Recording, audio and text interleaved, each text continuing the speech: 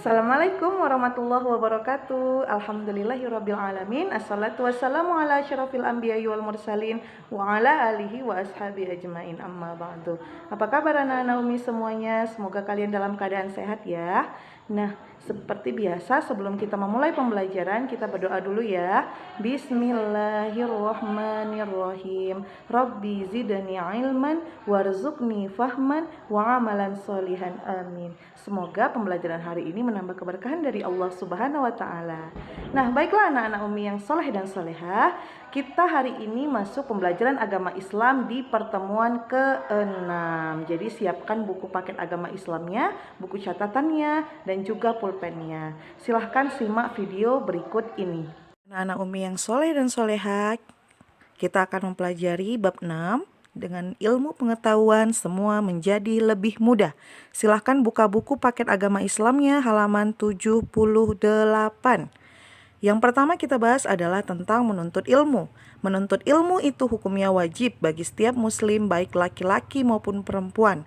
Adapun syarat dalam menuntut ilmu menurut Imam Syafi'i adalah kecerdasan, sungguh-sungguh, kesabaran, biaya, petunjuk guru, dan waktu yang lama. Etika dalam mencari ilmu yang pertama, mencintai ilmu yang sedang dipelajari. Yang kedua, menghormati orang yang memberikan ilmu. Yang ketiga, mendengarkan penjelasan guru dengan serius. Dan yang keempat, tidak memotong pembicaraan saat guru menjelaskan. Itu dia etika dalam mencari ilmu. Nah, pada bab ini kita akan mempelajari hukum tajwid, yaitu alif lam syamsiah dan alif lam qamariyah. Suatu lafaz mengandung bacaan alif lam syamsiah apabila terdapat alif lam diikuti salah satu dari 14 huruf hijaiyah berikut ini. Nah, bisa kalian lihat di sini. Ta, tha, da, dha, ro, zai, sa, sya, so, to, zo, la, dan nun. Kemudian contohnya adalah asyajarota. Jadi alif lamnya itu tidak dibaca lagi. Langsung ke huruf sya. Asyajarota, wassama'a, as-salatu, minadh-dhalimin. Nah, jadi cara membacanya itu harus diidghamkan. Maksudnya bunyi huruf lam itu hilang dan melebur ke dalam huruf berikutnya. Jadi lamnya tadi hilang, nggak ada kita baca. Langsung ke huruf yang selanjutnya. Karena cara membacanya diidghamkan, maka sering disebut dengan idgham syamsiah. Nah, selanjutnya adalah alif lam qamariyah. Suatu lafaz mengandung bacaan alif lam qamariyah apabila terdapat huruf alif lam yang diikuti salah satu dari 14 huruf hijaiyah, yaitu a, ba, ja, ha, kha, ain, ghain, fa, qa, ka, mim, waw, ha, dan ya. Nah, ini dia ada 14 ya. Adapun contohnya yaitu al-mursalun, al-balagh, al-uyun, al-jannah. Ada kita baca alnya kan? Nah, kalau terbaca kita alnya, alif lamnya, maka itu adalah alif lam qamariyah.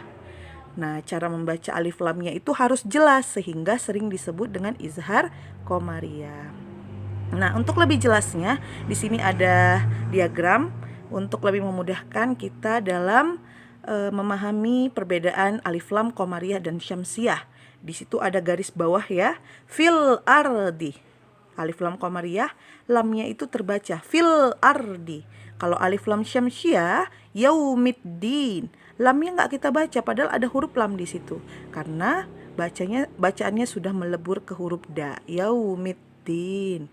Nah, adapun Quran surah yang membahas tentang menuntut ilmu itu ada 2 surah, yaitu Quran surah Ar-Rahman ayat 33 dan Quran surah Al-Mujadalah ayat 11.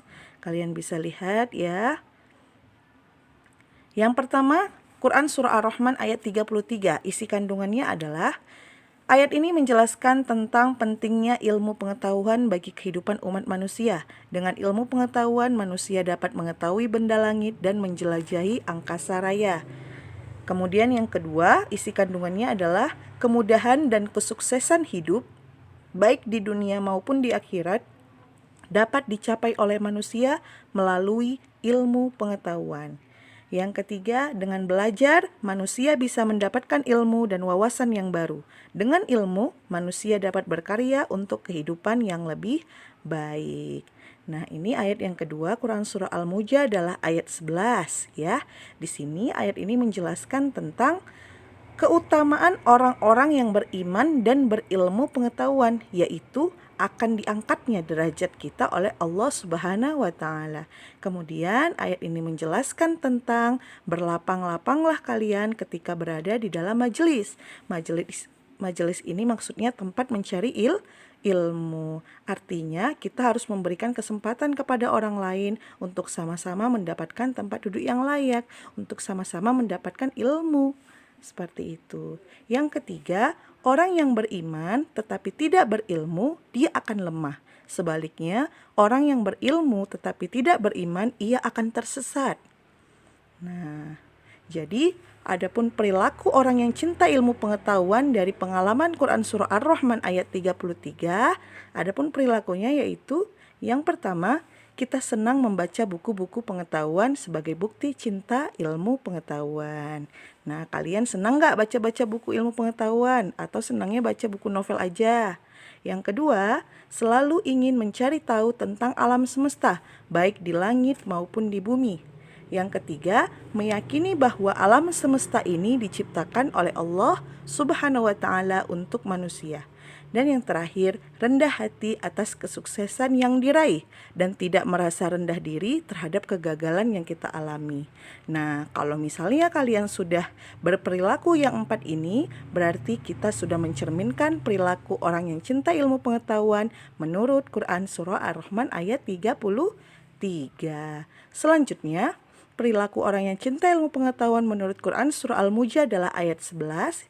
Yang pertama, memiliki rasa ingin tahu yang tinggi dan berusaha mendapatkan pengetahuan tersebut. Yang kedua, bersikap sopan saat belajar dan selalu menghargai dan menghormati guru. Yang ketiga, senang mendatangi guru untuk meminta penjelasan tentang ilmu pengetahuan. Dan yang terakhir, menyeimbangkan ilmu pengetahuan yang dimilikinya dengan keyakinan atas kekuasaan Allah Subhanahu wa taala. Untuk lebih jelasnya, kalian bisa lihat buku Paket Agama Islam halaman 85 dan 86.